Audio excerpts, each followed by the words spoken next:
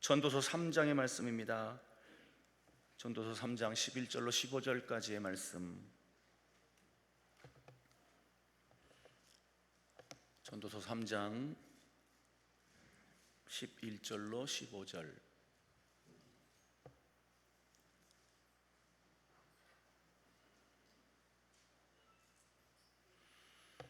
다 찾으신 줄 알고 우리 한 목소리로 크게 합독합니다.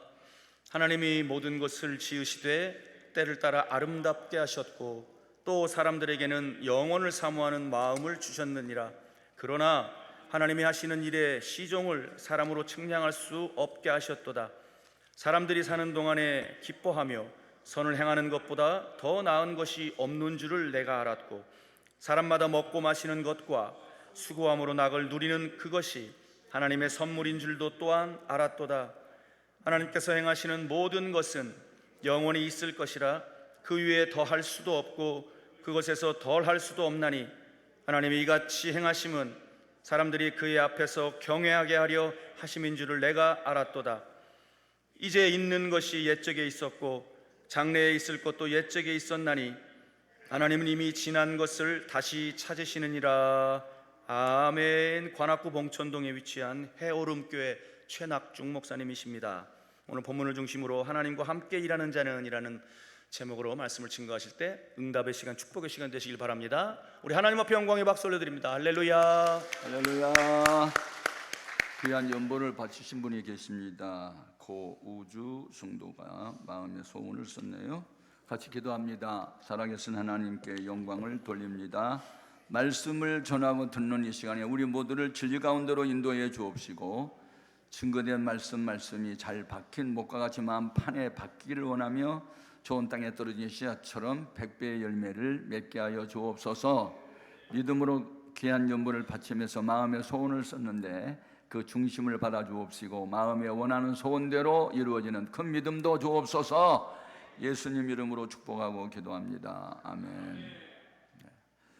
우리 인간의 본능적 욕구 중에 하나는 인정받고자 하는 욕구입니다. 미모, 건강, 실력, 이 경쟁 사회에서는 이렇게 인정을 할 만한 실력을 갖췄거나 체력을 갖췄거나 기술력을 가진 사람들을 원하고 있죠. 여기에서 인정을 받지 못할 때 낙오자가 되고 실망하게 되고 절망에 빠질 수도 있습니다. 그렇다면 우리 그리스도인들은 어떠한 사람이 되어야 할까요?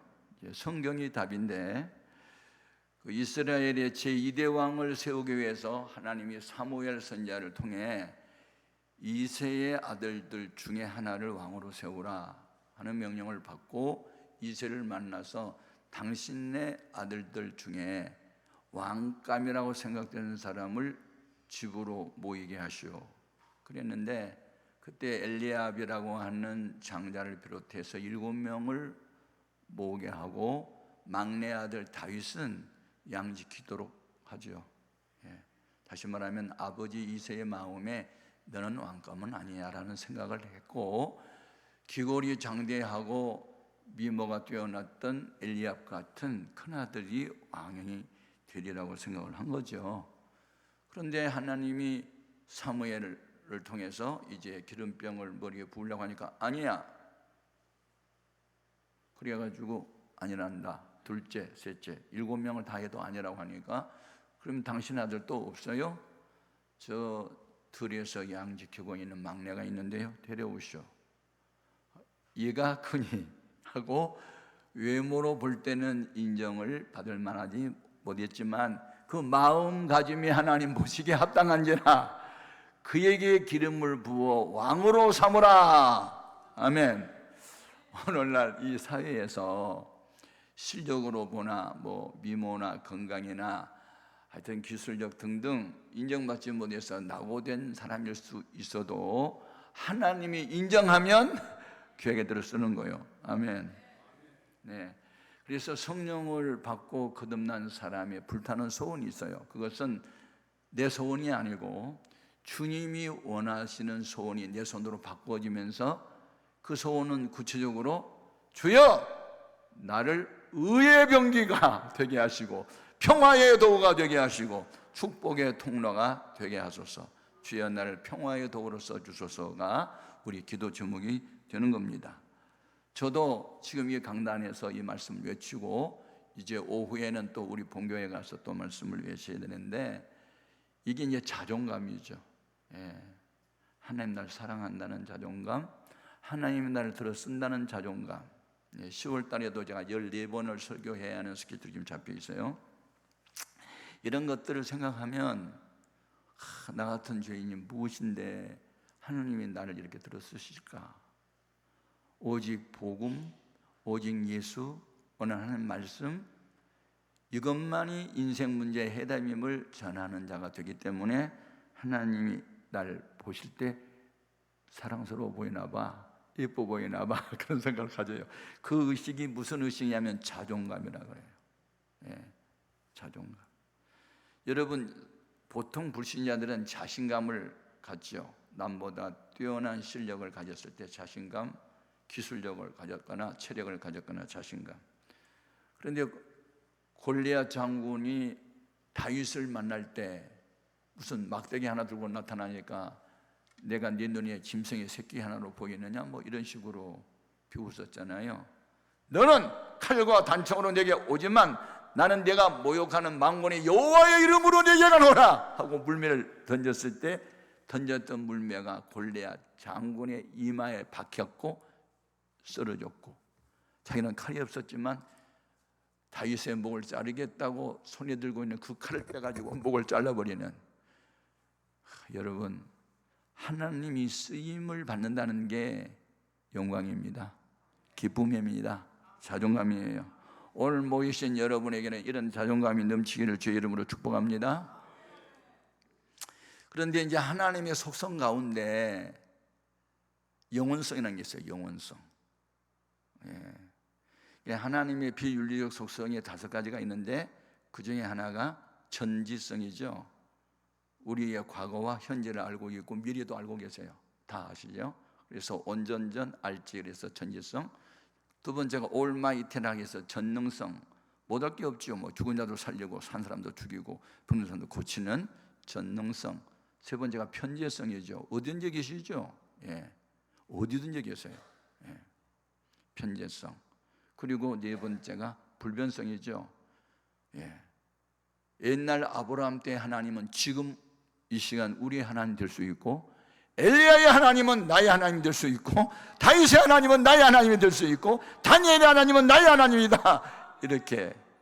그래서 고린도후서 6장 2절에 보라, 지금은 은혜 받을 만한 때요, 아멘, 지금은 구원의 날이로다. 혹시 여러분 영어를 공부해 보신 분들 중에서 선물이라고 하는 단어 스펠링하고 현재라는 단어 스펠링이 똑같아요. 프리젠트라고 발음하면 선물이고 프리젠트라고 발음하면 현재가 되잖아요. 여러분, 우리가 믿는 하나님은 현재 진행형의 하나님이세요. 우리가 믿는 예수님이 누구세요? 하나님의 본체의 형상이시죠. 하나님이 사람의 몸을 입고 이 땅에 오신 분이, 그걸 이제 어려움으로 인카네이션 했다고 그래요. 도성 인신했다고. 하나님은 영이시니까 안 보이는데 몸을 입고 이 땅에 오셨으니까 우리와 똑같은 육체를 가지셨잖아요. 죄만 없을 뿐이고. 그런데 그 하나님의 본체이신 예수님을 소개할 때 히브리서 13장 8절에 그리스도는 어제나 오늘나 영원토록 동일하시다고 믿으시기 바랍니다. 중요합니다. 우리 예수님이 요한복음 5장에서 베데시다 연못가에 가끔 이제 천사가 내려와 물을 이렇게 움직일 때 먼저 뛰어들어간 사람은 어떤 병에 걸렸든지 고침을 받는다는 소문이 들렸기 때문에 38년 된 병자가 병 고침을 받겠다고 그곳에 오긴 했는데, 물이 가끔씩 휘 하고 움직일 때 다른 사람이 먼저 들어가니까 자기는 항상 나고자가 돼서 못 들어가고 있었잖아요. 그때 우리 예수님이 네가 낫고자 하느냐?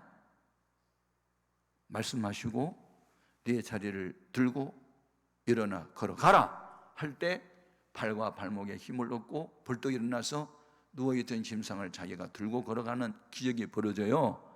그러면서 지금 하신 말씀이 따라합시다. 아버지가 일하시니 나도 일한다. 아멘. 제가 이제 성령을 받기 전에는 상당히 이성주의였고 합리주의였고 과학만능주의였고 뭐 늘 그렇게 했고 수학은 언제나 100점을 맞았고 늘 뭐 그렇게 해서 이렇게 계산적이고 합리적이고 늘 그랬어요. 그런데 성령을 받고 나니까 성경이 전부 다 초과학이더라고요. 초과학, 초이성. 예. 인간의 이 헤아림으로는 이해가 되지 않는 일이 너무 많은 거예요. 아니 죽은 지 나흘 된 사람을 살렸다고 과학적으로 증명이 돼요? 안 돼요. 그 깊은 푸른 홍해 바다가 슈시 하고 갈라졌대. 그게 과학적으로 증명이 되냐고요. 예? 어느 초등학교 선생님이 성경은 신화야.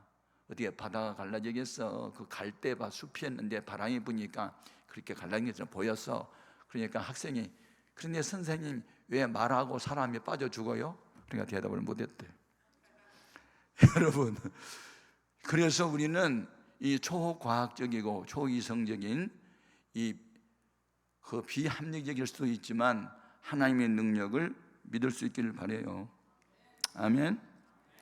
오늘 본문 말씀의 핵심은 14절인데 성경 다 찾아서 읽겠습니다. 같이요. 하나님께서 행하시는 모든 것은 영원히 있을 것이라. 그 위에 더할 수도 없고 그것에서 덜할 수도 없나니 하나님이 이같이 행하심은 사람들이 그의 앞에서 경외하게 하려 하심인 줄을 내가 알았도다. 아멘. 예. 중요합니다. 그러면서 이제 사도 바울이 성령을 받고 복음을 전하면서 고린도 교회가 자꾸 싸움이 자주 일어났죠. 성령을 받았어요. 은사도 경험했어요. 그런데 그들에게 오직 예수만이 유일한 구원자라고 오직 성경만이 답이라고 이렇게 정리가 되어야 되는데 뭐 나는 게바가 좋아, 나는 바울이 좋아, 나는 아볼로가 좋아, 나는 그리스도가 좋아 하면서 교회 안에 이제 사학의 당파가 생겨가지고 싸움들을 하니까 사도 바울이 이제 치유의 목적으로 두 번째 쓴 편지가 고린도후서예요. 고린도후서 6장 1절에서 우리가 하나님과 함께 일하는 자로서 너희를 권하노니 하나님의 은혜를 헛되이 받지 말라고 명령을 해요. 그러니까 이 말은 무슨 말이냐면 성령 체험을 했다고 해서 다 된 것이 아니라는 거예요. 은사를 받았다고 환상을 보았다고 예언을 한다고 병을 고친다고 아니요. 우리가 주의 이름으로 선지자 노릇하고 많은 병자를 고쳤고 귀신을 내쫓았다 할지라도 천국 문에 들어가려고 할 때 주님이 나 너희 도무지 알 수가 없는데 다 나가 하고 쫓겨날 사람이 많다는 거 아니에요? 네. 그거 왜 그러죠? 성경을 보면요 성령으로 시작했다가 육체로 마치는 사람이 있어요. 조심하세요. 그래서 우리는 어린아이의 믿음에서 벗어나서 장성한 그리스도인으로 성장을 해야 돼요. 아멘입니까? 성령 받았다고 다 된 게 아니라니까. 그때부터 이제 시작이지. 그건 본 어게인 했다고 해서 다시 이제 태어난 거지. 태어났다고 해서 금방 어른이 돼요? 철도 없고 분별력도 없는데 자라야지요. 한 20세까지는 자라야지요. 예? 여러분, 우리의 생각하고 하나님의 생각하고 달라요. 예수님이 3년 반 동안 사역하실 때 자주 들렸던 집이 있어요. 또 사랑했던 3남매가 있어요. 베다니의 촌에 나사로의 가족들. 그의 누이들인 마르다, 마리아, 나사로 사랑했어요. 그런데 사랑하는 나사로가 병이 들었어요. 이 이야기를 다른 곳에서 전도하다가 들었어요.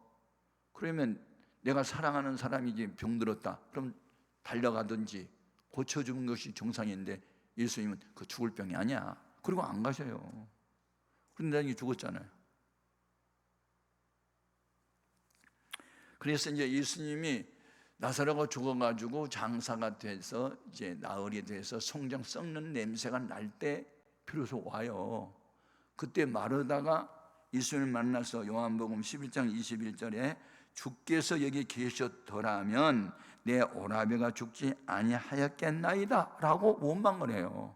주님이 이곳에 계셨으면 우리 오라비 안 죽었는데 주님이 계시지 않았기 때문에 죽었어요. 이제 우는 거예요. 그 다음에 요한복음 11장 32절에도 보면 이번엔 또 마리아가 똑같은 말이에요. 주께서 여기 계셨더라면 내 오라비가 죽지 아니하였겠나이다. 똑같은 말을 하는 거예요. 그러니까 주님이 사랑하면 뭐예요? 사랑하는 나사로가 병들었을 때 얼른 달려오셔서 고쳐주셔야지. 지금 죽은 지 나흘 돼서 송장 썩는 냄새 나요. 뭐 그러면서 제가 우는 거예요. 우리의 생각과 달라요. 예수님은 일부러 죽을 때까지 기다렸던 거예요. 이유가 뭔지 아세요? 병든 사람을 고쳐주었을 때 나타난 주님의 영광보다 죽은 지 나흘이 된 자를 살려놨을 때 영광이 더 컸기 때문이에요. 그러니까 인간의 생각하고 하나님 생각은 다르다니까요. 그러니까 우리가 원하는 대로 어떤 일이 이루어져야만 기도 응답이고 그렇지 않으면 응답이 아니라고, 이건 아니에요. 바울이 내가 다른 사람을 위해서 기도하며 병이 다 떠나는데 왜 내 병은 안 고쳐주세요? 그래서 하나님이 이렇게 응답해요. 내 은혜가 네게 족하다. 내가 약할 때 강함이라. 네가 받은 은사가 너무 많아서 너무 자고할까 봐 내가 네 몸에 사탄의 가시를 허락했어. 그랬을 때 뭐라고 했어요? 자기의 생각을 접잖아요. 그래요? 이것이 주의 뜻이에요? 알았어요. 앞으로 나는 나의 약한 것과 궁핍한 것, 이런 부족한 것만 자랑하고 살게요. 그리고 예수님만, 십자가만 자랑하고 살게요. 그러면서 이게 정리가 되는 거예요. 여러분이 원하는 예수를 믿지 말고 주님이 원하는 사람 되십시오. 이게 성숙한 그리스도인의 모습이에요. 아멘입니까? 예. 너무너무 중요합니다. 여기에서 또 15절 말씀을 또 읽어봐요. 같이요. 이제 있던 것이 이쪽에 있었고 장래에 있을 것도 이쪽에 있었나니 하나님은 이미 지난 것을 다시 찾으시느니라. 이야, 저는 이 말씀에 제가 꽂혔고 이 말씀에 은혜를 받아요. 이미 지났던 일들을 다시 잊게 하신대요. 그리고 앞으로 있게 될 일을 과거에도 있었대요. 그런데 하나님은 이미 지나가 버린 옛날 이야기를 다시 잊게 하신대요. 거기서 제가 어떤 힌트를 얻었냐면, 오호, 그러면 아브라함의 하나님은 나의 하나님 되겠네, 엘리야의 하나님은 나의 하나님 되겠네, 지난날에 주님이 하셨던 일 지금도 하시고 계시겠네, 이런 생각이 드는 거예요. 그게 믿음이요. 그러니까 성경 안에 있는 모든 하나님의 말씀들을 읽을 때 이 말씀은 김 집사님이 읽었으면 참 좋겠다 그러면 안 되고, 전부 다 Every promise in the book is mine. 성경 안에 있는 모든 약속이 나의 것으로 믿어야지. 아멘. 성경 안에 모든 약속 나의 것, 구구절절 모든 말씀 나의 것, 그리고 외쳐야 될 거 아니에요. 아멘, 아멘. 중요하다. 그래서 엘리야가 이 갈멜 산상에 올라가 가지고 이제 불이 떨어지는 기도를 할 때 어떤 하나님을 찾냐면 아브라함의 하나님, 이삭의 하나님, 이스라엘의 하나님, 그리고 불로 응답해 달라고 그렇게 기도해요. 그러니까 나의 하나님을 안 찾아. 아브라함의 하나님, 이삭의 하나님, 이스라엘의 하나님, 여호와여 불로 응답하소서. 여호와만이 참된 신된 것과 내가 하나님의 종된 증거를 보여달라고 하면서 기도하잖아요.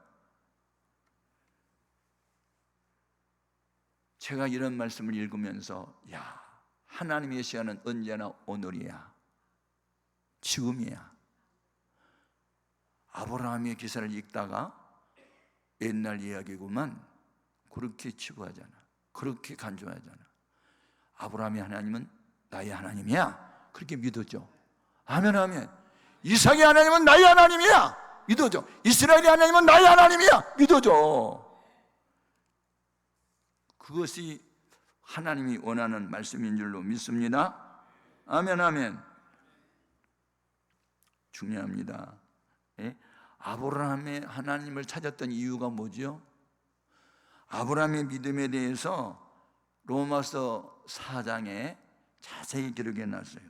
17절 이하의 말씀 보면 그가 믿은 바 하나님은, 누가? 그라는 대명사는 아브라함이 어떤 하나님을 믿었냐면 죽은 자를 살리시며 없는 것을 있는 것으로 부르시는 이신이라. 아멘. 그가 바랄 수 없는 중에 바라고. 왜 바랄 수 없었어요? 자기 나이가 지금 99세고 남자 구실할 수가 없고 자기 아내 사라의 나이가 89세가 경소가 끊어져서 임신 불가능한 상태에 있는 것을 알았어요.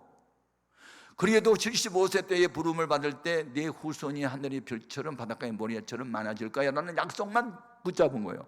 그러니까 현상을 보지 않고 말씀을 붙잡은 거예요. 형편을 보지 않고 말씀을 붙잡은 거예요. 이게 믿음이에요. 놀랬잖아요. 예. 그리고 결론이 뭐냐면 로마서 4장 24절에 그의 믿음을 의로 여기셨느니라. 그에게 의로 여기셨다고 하는 것은 아브라함만 위한 것이 아니고 오늘날 예수를 죽은 자 가운데 살리시는 일을 믿는 우리에게도니. 아멘. 아브라함에게 국한된 얘기는 아니고 그 아브라함처럼 너희가 믿으면, 없는 것을 있게 하신 하나님 믿으면, 죽은 자를 살리신 하나님 믿으면 그 아브라함이 하나님이 네 하나님이 된다는 거 아니에요.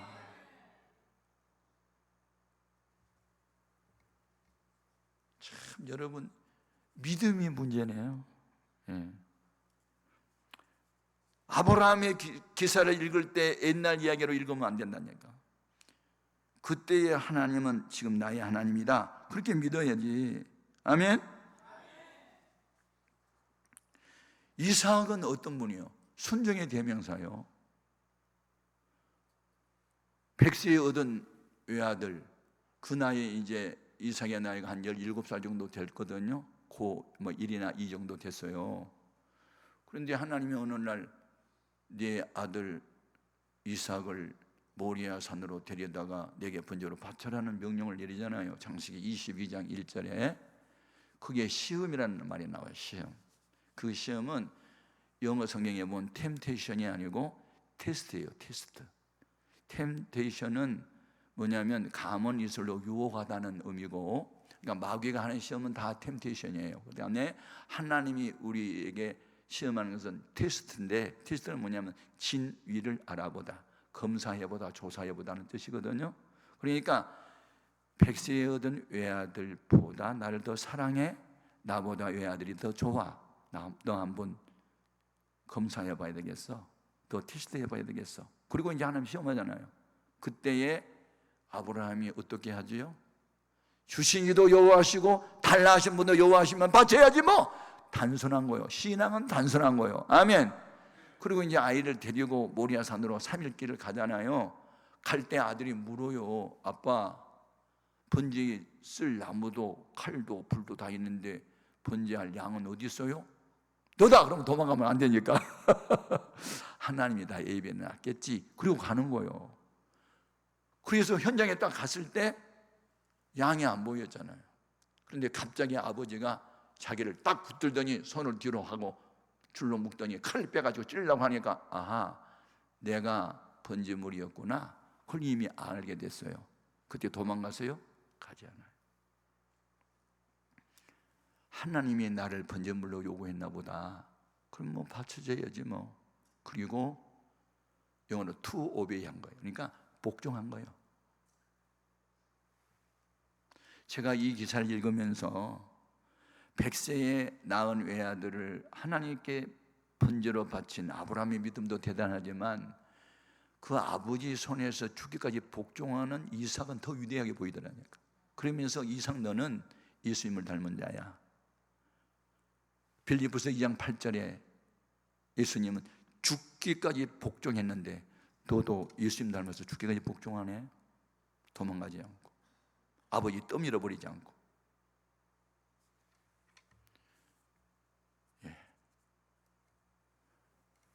창세기 26장에 보면 아브라함 때에 들었던 흉년이 이삭의 때에 또 흉년이 들잖아요.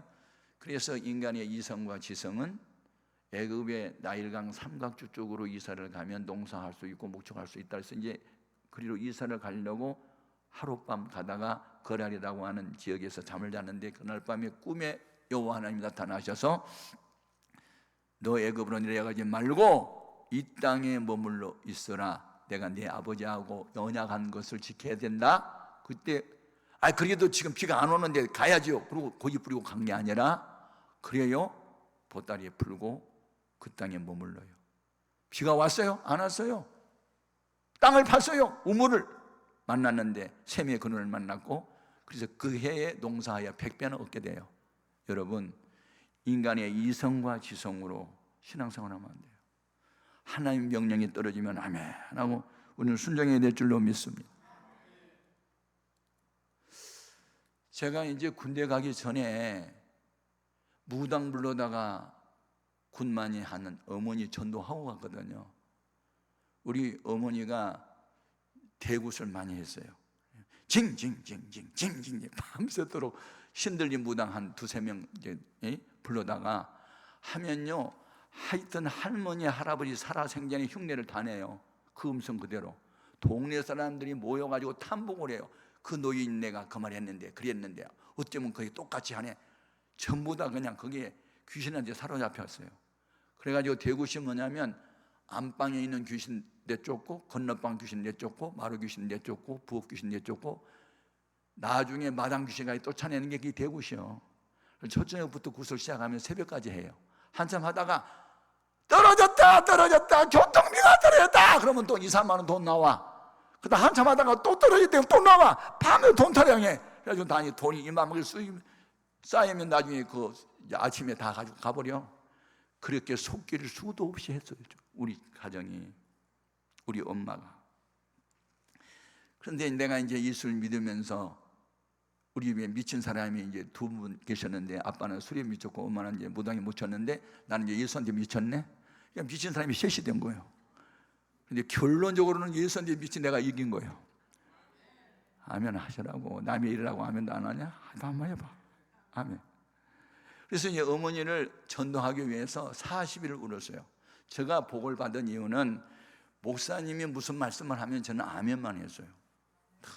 그래서 이제 우리 교회 앞으로 40일 후면 부흥회를 하는데 준비한 만큼 하나님 채워주시고 준비된 만큼 들어주십니다. 그러니 40일 동안 새벽 기도를 못 나왔던 분들도 나오시고 숙제가 두 가지요. 하나는 새벽 기도가 하나 숙제고 또 하나는 40일 후에 부흥회 할 때 전도 대상자 하나의 이름을 써내래요.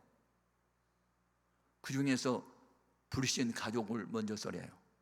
전 가족이 예수 믿으면 일가 친척 쓰고 그 다음에 다 예수 믿으면 친구 쓰고 직장 동료 하여튼 해가지고 한 사람만 써래요. 한 사람만. 그래가지고 내가 이제 숙제를 하려고 하는데 누구를 전도할까? 아빠도 미쳤고 엄마도 미쳤는데 둘 다 미쳤는데 아빠는 종갓집 장손이 돼서 제사에 미치고 그러니까 엄마가 무당에 미쳤지만 그래도 엄마가 날 사랑하니까 나 사랑하는 이유가 있어요. 내가 좀 예뻤잖아요. 그러니까 나를 사랑했어요. 어머니 심부름 내가 다 했거든. 그러니까 하여튼 난 우리 저 줄된 놈 때문에 산다고 늘 나를 칭찬을 했기 때문에 그 어머니 이제 약점이었어. 그래서 엄마 교회 가도 숙제를 내야 돼. 야 교회에서 무슨 숙제를 다 내니? 숙제가 뭔데? 이제 불신자 한 사람씩 전도 대상자 이름을 다음 주에 써낸다는데 내가 엄마 이름을 써내버렸다 그랬더니 야 미친놈아 연병할 놈아 내가 지금 내 이름이 절에 있는데 어떻게 내 이름을 또 교회에다 올리냐? 또 미쳤니? 써만 야단치더라고요. 그래서 이제 그 다음날 새벽에 나가지고 주님 나 어제 미쳤단 말 들었어요. 감사해요. 예수님도 미쳤단 말 들었고 바울도 미쳤단 말 들었는데 나도 미쳤단 말 들었으니 감사해요. 그리고 이제 기도를 한참 하다가 이제 부흥회 때가 됐어요. 그래서 엄마 교회 다니는 말 안 할게. 숙제는 해야 되잖아. 딱 한 번만 가줘. 한 번만 가줘. 그러니까 아유 알았다. 나는 교회는 안 다니고 너 숙제를 해야 되니까 한 번만 가줄게. 그리고 이제 약속을 했어. 이제 얼마나 좋았는지 내가 이리 뛰고 저리 뛰었는데 그때 내가 이제 새벽 기도가 이제 달라졌어. 하나님 한 방에 끝내주세요. 한 번만 나오면 그날로 그냥 한 방에 끝내주세요. 이제 기도 제목이 딱 바뀌었어. 한 방이야. 우리 어머니 딱 월요일 날 밤에 한 번 나오기로 했으니까 그날 밤 강사님을 통해서 말씀이 가슴에 비수처럼 꽂히게 하시고, 그래서 그 한 방에 어머니가 넉다운 돼가지고 예수 믿게 기적을 행해달라고 그리고 이제 기도를 막 했거든요. 그래서 이제 우리 어머니가 월요일 날 교회 가기로 약속을 했어요. 그런데 우리 일가 친척 중에 고모가 계세요. 부자거든요. 제가 고모 집에 한번 가면 용돈을 이따만씩 줬어요. 그러니까 나는 우리 고모가 제일 좋았어요. 그런데 하필이면 이 고모가 3년 만에 그 시간에 온 거예요. 그러니까 모처럼 고모님이 오셨으니까 시장 바다가 저녁 식사 대접해야 된다고 오늘은 못 간대요. 그날처럼 고모가 미울 데가 없었어. 하필이면 왜 그날 오냐고, 어머니하고 교회 가자고 약속하는 날. 그래서 어머니가 오늘은 미안하게 됐고 내일 밤 한 번만 가져오면 되잖아. 내일 밤. 알았어 엄마, 내일 밤에 꼭 와. 그래서 이제 화요일 날 밤에 가기로 약속을 했는데 아버지가 저녁 시간에 다녀오면서 술이 거나게 취해가지고 비틀비면서 이제 들어오시더라고요. 그래서 이제 저녁 식사 같이 하는데 아버지가 한 말씀 하면 어머니가 세 말씀하고 받아쳐버리더라고. 화가 나가지고. 그러니까 아버지가 야 쌍! 그러면서 그냥 밥상을 마당에 내엎어버린 거야. 그러니까 오늘 기분 나빠서 교회 안 간대요. 어제는 고모 때문에 안 가고 오늘은 아버지가 밥상을 마당에 던져버렸으니 기분 나빠서 안 가는 거예요. 가만히 교회에서 생각하니까 아니 42년 동안 어머니 가지고 놀던 마귀가 갑자기 교회를 간다니까 순수하게 보내겠어? 그런 생각이 불쑥 드는 거예요. 아, 영적 전쟁이다. 불신자가 교회 나오는 것은 영적 전쟁이야. 우리 어머니를 교회 못 나오는 구실로 자꾸 핑계대는 이유를 이게 나타나게 하는 것은 마귀 역사야. 그런 생각이 드는 거예요. 어떤 영적인 감동이 온 거예요. 그래가지고 우리 어머니를 교회 못 나오게 하는 악한 더러운 귀신들은 물러가라! 떠나가라! 그리고 이제 혼자 미치지 막 이제 기도 한참 하는 거예요.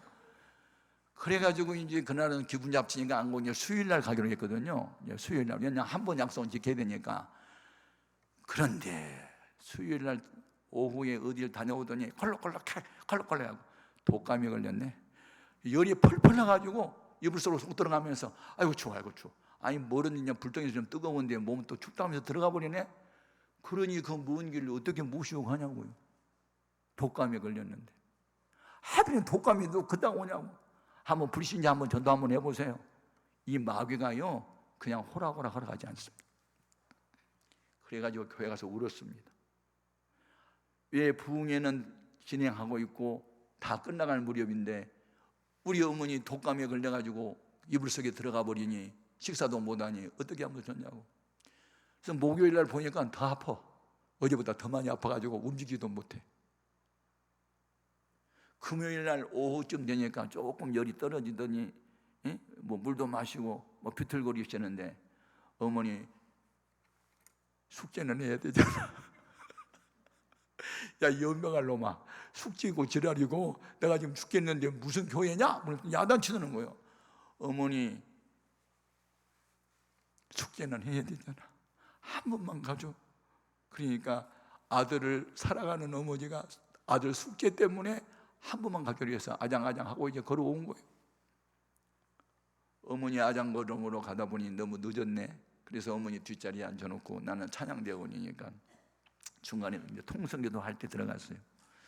목사님이 1시간 반 동안 설교를 길게 하시더니 통성기도를 시켜. 그래서 땡 시더니 눈들 뜨지 말고 감고 계세요. 오늘 처음 나오신 분 중에 내 설교를 듣고 나도 이제 예수를 믿겠다고 결심해 서신 분들은 조용히 자리에서 일어서십시오. 내가 그분들에 대해서 뜨겁게 축복기도 하겠습니다. 그러더라고요. 눈을 감으라 했는데 우리 엄마가 일어서는지 앉아있는지 그게 또 궁금해서 내가 한 눈만 감았어. 한 눈은 뜨고 뒤를 돌아보니까 어머니가 훌쩍훌쩍 되면서 일어나는 거야. 얼마나 기쁘든지 내가 막 펑펑 울었네. 근데 한참 울다가 생각하니까 근데 나는 감사해서 감격해서 우는데 엄마는 왜 울지? 또 그게 또 궁금하잖아. 그래서 이제 예배가 끝나고 길을 가면서 집에 가면서 엄마 아까 일어나셨습니까? 그런 이제 시침이 딱 떼고 보는 척하고 물었더니 나도 모르게 불떡 일어서지더라. 그런데 오늘 그 양반 진짜 연설 잘하더라. 설교를 모르니까 연설을 하더라고. 연설 잘하더라. 그런데 오늘 내가 그 창가에 뿅 갔다. 근데 우리 어머니를 그냥 뿅 가기는 창가가 뭐냐면 찬송을 모르니까 창가라. 허사가야 허사.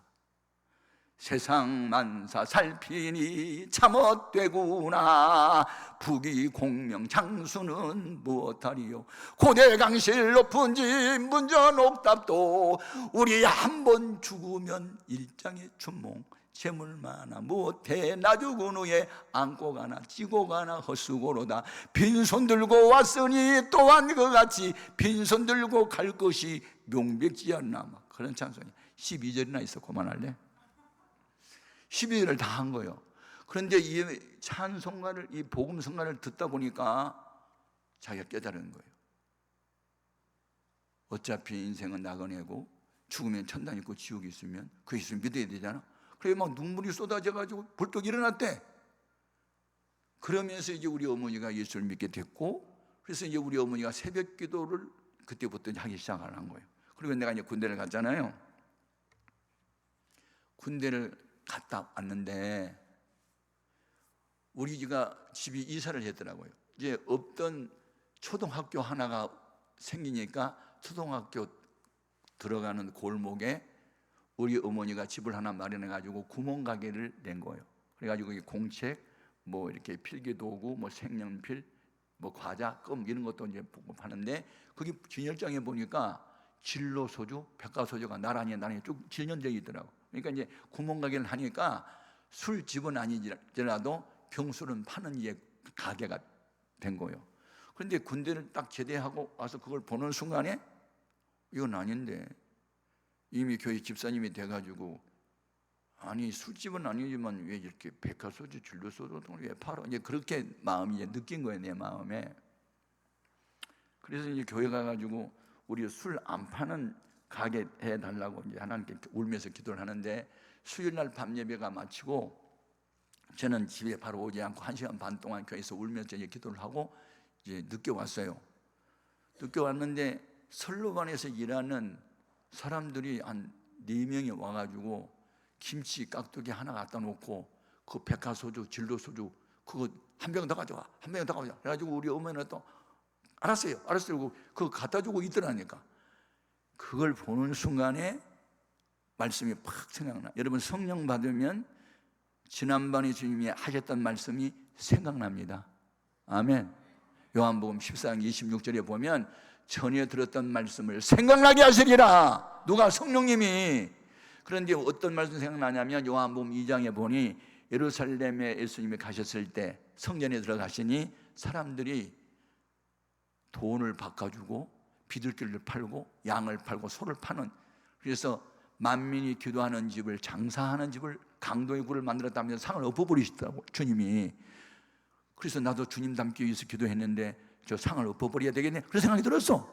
그래서 상을 바로 엎어버리려고 하다가 술꾼들이 있는데 술상을 엎어버리면 예수한테 미친놈이네, 그리고 나를 욕을 할 것 같아서 뒤로 돌아가가지고 담벼락을 붙들고 한없이 울었어요. 어떻게 하면 좋겠냐. 그랬더니 나중에 사이렌 소리가 밤에 나니까 야, 통행금지 시간 돼서 그만 들고 가자. 그러고 이제 가더라고. 가가지고 우리 어머니는 안녕히들 가세요. 그리고 이제 저기 따라 나와가지고 인사를 하는데, 그 순간에 돌아가가지고 술상을 붙들고 팍 담벼락에다 던져버리고 진열장에 있는 백화소주, 진로소주를 전부 다 수리탄 던져가지고 깨버렸어. 그랬더니 우리 어머니가 인사하고 돌아오고 내가 병을 깨고 있으니까 너 미쳤니? 미쳤니? 그러더라고. 또 그러면서 아무 말씀도 안 하고 툭 주저앉더니 치마를 얼굴에 퍼먹고 막 우는 거예요. 우는 모습을 바라보는 순간에 내가 불효자식이냐? 술상을 엎어? 지나쳤나? 아닌데, 예수님도 상을 엎어버렸는데, 나 예수님 닮겠다고 기도했는데 잘 없는데 뭘. 두 가지의 마음이 왔다 갔다 해요. 근데 어머니가 울고 있는 모습을 보는 순간에 내가 하고 싶어 사는 줄 알아? 니네들 7남매 교육시키고 밥 먹여 살리려고 내가 이런 하는 것들도 알아주지 않고 상을 엎어? 막 그러면서 우는 것처럼 내 마음이 이제 오는 거예요. 그러니까 막 미안한 마음도 생기고 너무 지나쳤냐 하는 생각도 들고 막 그러는 거예요. 그래서 제가 어머니 앞에 가서 무릎을 딱 꿇고, 어머니, 이 불효막심한 죄인입니다. 용서하세요. 부모님 앞에서 상을 엎어버리고 술병을 깨버리고 잘못했어요. 그랬더니 내가 뭐 잘못했느냐? 엄마가 교회 집사인데 술 팔았던 엄마가 잘못이지. 그래서 어머니는 어머니 죄 때문에 울고 나는 내 잘못 때문에 울고 두 모자가 밤이 새도록 울었어요. 그냥 그때 아버지는 이제 외출 가고 안 계셨어. 그 다음 날 어머니께서 가정 예배를 드리자. 네, 그래요. 찬송 뭐 부를까요? 그거 있지 않냐? 내일 일은 난 몰라요. 그거 부르자. 그래서 이제 그 찬송을 불렀어요. 내일 일은 난 몰라요. 하루하루 살아요. 이제 그 찬송인데 2절에 내 마음은 정했어요. 변치 말게 하소서. 이제 그 다음에 또 넘어가야 되잖아요. 안 넘어가는 거예요. 내 마음은 정했어요. 변치 말게 하소서. 내 마음은 정해. 아니 이게 곡이 다음으로 넘어가야 되는데 무슨 레코드판 고장 난 것처럼 계속해서 내 마음은 정했어요. 변치 말게 하소서. 이 계속 부르는데 내 마음에 또 영감이 오는데 우리 어머니가 결심을 했구나. 앞으로 술을 안 팔기로 결심을 했나 보다. 그런 생각이 드는 거예요. 우리 어머니는 그 찬송가의 은혜를 받고 술 안 팔기로 결심을 한 거예요. 이야, 그러면서 술병이 없어요. 그 다음 날도 또 예배를 드리자. 또 예배를 드리니 그 찬송 또 부르자요. 내 마음은 정했어요. 변치 말게 하소서. 성령이여 그 음성을 항상 들려주옵소서. 내 마음은 정했어요. 밖에서 반복해서 그 찬송 부르는 거예요. 울면서. 큰일 났네. 그래서 가게 문도 이제 닫아버리고 열지도 않아요. 장사하고 싶은 마음이 없대요. 아니 내가 괜히 술상 엎어가지고 이제 우리 집에 이제 구멍가게도 문을 닫아버리고 가게 이제 장사도 안 하면 우리 큰일 났더라고 이제 인간의 생각으로는. 그런데 한편으로는 주님이 상을 못 쓰면 나도 엎어 주면 잘했지 뭐 그런 생각도 들고. 열흘이 지났어요. 그리고 이제 한 닷새 후에 가게 문을 열고 소를 이제 안 팔고 다른 것만 파는 됐는데 서울 을지로 사가 명보극장 옆에서 그 목공업을 했던 우리 형님이 6개월 만에 등기 편지가 온 거예요. 부모님 전 상사. 내용은 이런 거예요. 약수동과 금호동에 150채의 집을 어느 건설회사에서 지었고 제가 문짝을 납품을 했습니다. 150채의 집을. 그러니까 그 얘기입니다. 그런데 회사가 부도가 나가지고 사장이 도망을 가고 돈을 한 푼도 못 받을 위기가 됐는데 많이 염려했습니다. 그런데 며칠 전에 그 사장이 전화가 와서 잠깐 모 다방에서 만나자고 해서 나갔더니 돈을 한 답을 갖고 왔는데 다른 사람들의 돈은 몰라도 최 사장의 돈은 갚아야 되는 마음이 자꾸 있어가지고 제가 있는 돈 다 가져왔다고. 무슨 그 전액을 다 가져왔다고. 그러면서 내용이 뭐냐면 빚 있는 거 다 갚고 군대 갔다 온 동생 계속 복학하게 다 됐으니 염려하지 말고 이제 제가 뭐 우체국으로 돈을 보내니 그거 찾아가. 그런 내용의 편지가 왔는데요. 제가 얼마나 많이 울었을까요? 어머니도 울고. 뭘 깨달아요? 영적 공식이더라고. 하나님이 미워하는 죄악을 없앴더니 닫혀있던 형님의 사업이 문이 열리게 되고 못 받을 돈을 받게 되고 그래서 빚 있는 거 다 갚고 돈이 넘쳐나가지고 제가 계속 학교 다닐 수 있는 길이 열리게 되고 우리 집안의 형편이 풀리는 기적의 역사가 나타난 거예요. 이게 간증이에요. 하나님은 살아계세요.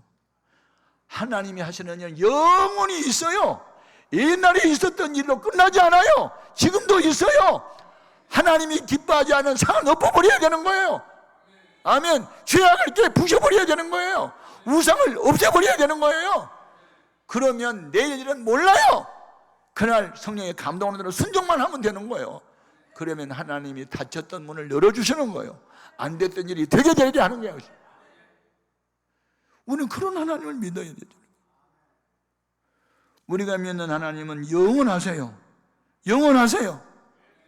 옛날의 하나님은 지금의 하나님과 동일하세요. 아멘. 이스라엘의 하나님 뭐예요? 야곱의 하나님이라고 엘리야가 기도하지 않고 이스라엘의 하나님을 왜 찾지요? 원래 이스라엘은 야곱의 계명된 새 이름이잖아요. 그러니까 우리는 예수 믿기 전에 불신자의 입장이 아니고 예수를 믿고 거듭난 이후에 새 사람으로서 믿음으로 기도하면 하나님이 응답한다는 의미인 줄로 믿습니다. 힘들고 어려워도 죄악과 싸울 때는 피를 흘리기까지 싸워야 하고 목숨을 걸고 싸워야 하고 죽음을 각오하고 싸워야 하고 결과는 너도 살고 나도 살고 다 산단 말이에요. 그래서 삶과 여호와 말씀을 듣고 이를 지켜 순종하여 살면 들어가도 복을 받고 나가도 복을 받고 머리가 될지는 꼴이 되지 아니하고 구워줄지는 구워 먹지 아니하고 애굽에 내렸던 질병 중 하나도 너에게 걸리지 않게 하리라고 신명기서 28장 1에서 14절까지 약속하잖아요. 왜 성경 안에 있는 이런 어마어마한 약속들이 있는데 우리는 약속을 그림의 떡으로만 보고 있어요. 이 모든 약속들이 이제는 나의 것이 되어야 될 줄로 믿습니다. 여러분 예수를 믿고 구속함을 받았다는 것은 대속을 받는 게 대신. 그래서 예수 믿는 나는 누구냐? 자기 정체성 알아야 되는데 로마서 14장 8절에 우리가 살아도 주를 위해서 살고 죽어도 주를 위해서 죽나니 사나 죽으나 우리는 주의 것이로다. 나는 주님의 것이요. 나를 소유하신 분이 하나님이시라고요. 나는 내 몸이 아니에요. 이게 하나님의 것이라고. 그러므로 내 마음 속에 있는 불타는 소원은 나의 소원이 아니고 하나님이 원하는 소원으로 바꿔졌을 때 주님이 이렇게 하셨으니 나도 이렇게 해야지. 신앙생활은 간단한 거예요. 주님이 이렇게 했으면 나도 이렇게 해야지. 주님이 십자가 졌으면 나도 사명의 십자가를 나도 져야지. 그리고 가는 거예요. 아멘. 그래서 오늘 본문 12절에 사람들이 사는 동안에 기뻐하면서 선을 행하는 것보다 더 나은 것이 없는 줄을 내가 알았대요. 아멘. 여기서 알았다는 말은요, 날레지, 그러니까 이론적 지식으로 하는 게 아니에요. 여기 히브리 말에 야다라는 단어를 썼는데 야다는 경험적으로 알다요. 본인이 기도 응답을 받아봐야 기도하면 돼!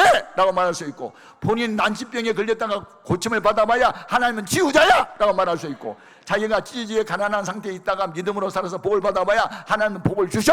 라고 말할 수 있지. 경험적으로 알아야지. 왜 이론적으로만 하냐고요. 율법주의자들 바리새인들은 지식적으로만 많이 알고 있고 행하지 않았어.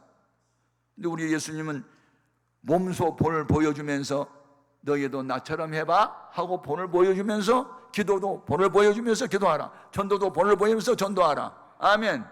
십자가 지시면서 우리더러 사명의 십자가 지라고 하셨지. 위선자들은 자기는 하지도 않고 남에게 그렇게 하라고 해요. 그런데 예수님은 본인이 실천하면서 너희도 나처럼 해봐라고 말씀한단 말이에요. 하나님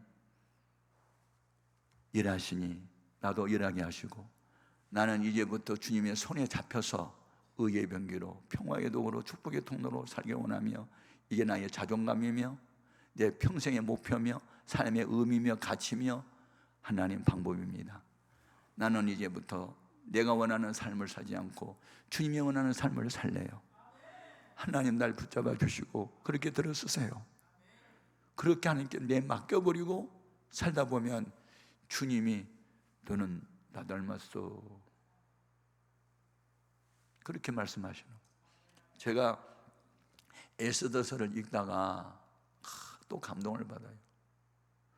에스더가 3일 동안 민족을 위해서 금식 기도를 하고 옷을 입고 왕의 맞은편 뜰에 서 있는데 아수에로 왕이 그 여인을 보는 순간에 심히 사랑스러워 보였거든요. 그래서 금홀, 즉 금으로 된 왕의 지휘봉을 내미니 에스더가 그물 끝을 만진지라. 왕이 뭐라고 해요? 그대의 소원이 무엇이뇨? 나라의 절반이라도 주겠노라. 제가 그 말씀을 읽을 때요, 한 나라의 권세 가진 왕의 눈에 사랑스럽게 보이는 여인에게도 그대가 원하면 나라의 절반이라도 준다 했는데, 만왕의 왕 되신 하나님의 눈에 내가 사랑스러워 보이면 무엇을 안 주겠나, 그런 생각을 합니다. 아멘. 만왕의 왕 되신 하나님의 눈에 내가 사랑스럽게 보이면 무엇을 안 주겠냐고 물어가면서 주지. 뭐가 필요하냐고.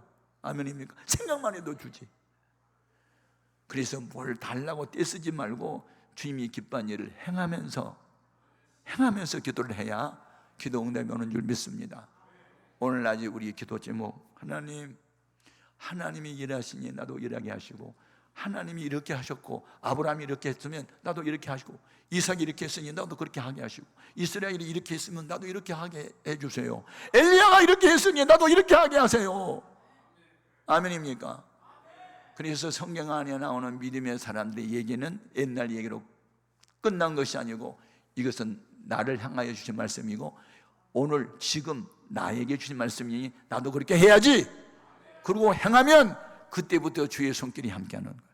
함께 해달라고 기도해서 함께하는 게 아니에요. 하나님이 함께할 수밖에 없는 사람이 되어야 되는 거예요. 하나님 그런 믿음을 나에게도 주옵소서. 다 같이 주의 이름을 3번 크게 부르면서 나를 평화의 도구로 의의 병기로 써달라고 기도하겠습니다. 주여